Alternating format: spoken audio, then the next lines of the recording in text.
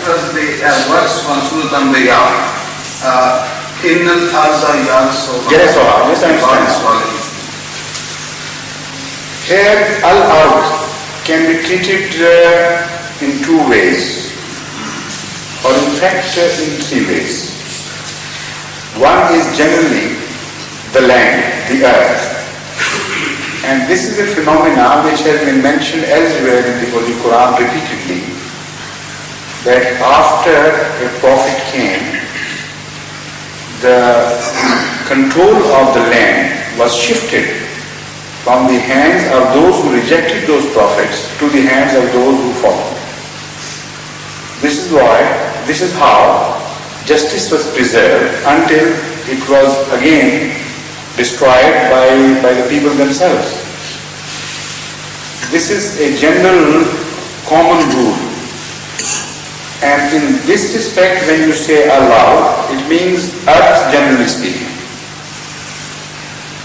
In another way, al-ard means the particular land in context with a particular situation. For instance, al-ard could mean Pakistan as well, where a special situation has arisen. People are usurping the rights of some people who claim that a true prophet from Allah came, a messenger came, and they have accepted him, have faith in him. That is the only crime committed. And they also claim that this prophet is entirely and completely subordinate, does not speak a single word from himself, but says what was told to him by his master or by Allah in the Holy Quran. By master I mean Ahmad. Despite this clarification, atrocities are being committed against Ahmadis. So al-ard as a principle means anywhere, a land, a piece of land, a country, a region where people are deprived of their rights of equal citizenship only for the crime that they believe in a messenger of Allah, they would ultimately be handed over the charge of that land. Not directly. What does it mean, handed over the charge? Not in the temporal sense. It means they will win ultimately, their message will spread, and that message will capture the whole people and their imagination. So that ultimately they will be the owners, they will be the successors. In that sense, not in the sense of any political victory, that is not mentioned. But ultimately it amounts to the same thing. If the majority of a country's population adhere to a certain religion, then they become victorious anyway. So through that process, ultimately lands are inherited by Allah's chosen ones.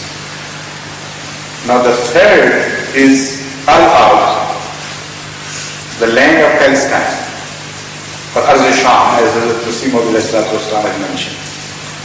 Now Palestine and Syria in fact are one and the same thing.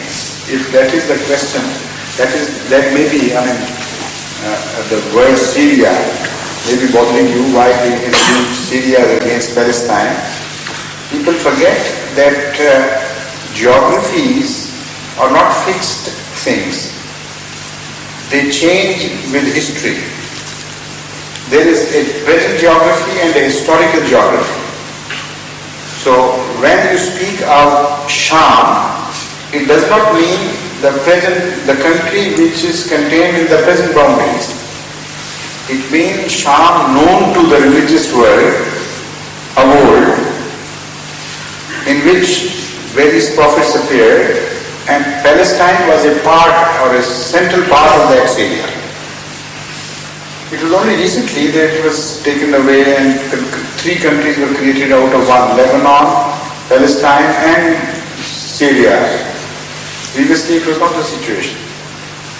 So Hadith Muslim means that this land is particularly dear to Allah because so many prophets came here, and ultimately the prophets who appeared here gave birth to the best of prophets, the private prophets, Arze sallallahu alaihi wasallam. So this land will also be ultimately handed over to his pious and chosen people. Now this is a promise as well as a direction, as well as an instruction. If you really want that land, be the chosen ones of Allah, because sword is not going to win you that land. If you become the chosen ones of Allah and behave in a manner that Allah begins to love you, then Allah says, it's my job then. I will change things for you to your advantage, and ultimately you will become the inheritor of this land.